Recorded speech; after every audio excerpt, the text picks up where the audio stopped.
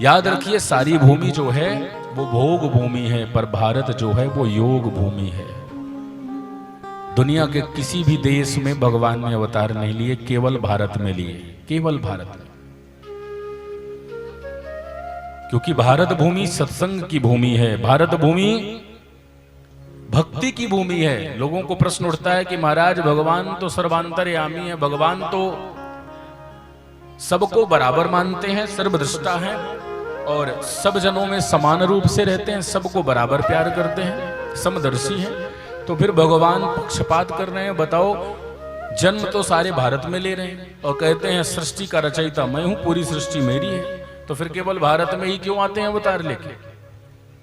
तो मानो कहा, जिस प्रकार से संपूर्ण शरीर के अलग अलग अंग हैं, पर जब आपको कोई भाव प्रकट होता है, आपके अंदर कोई भाव आता है, वो भाव कहां प्रकट होता है? हृदय में। कहां प्रकट होता है? कोई भी भाव जब आता है वो हृदय से ही प्रकट होता है। इसलिए भगवान प्रकट तो हृदय प्रदेश में ही होंगे। पूरी धरती में भारत भगवान दर्शन करना है आप, पूरी धरती भगवान का स्वरूप है, विराट स्वरूप है, मैंने कहा था।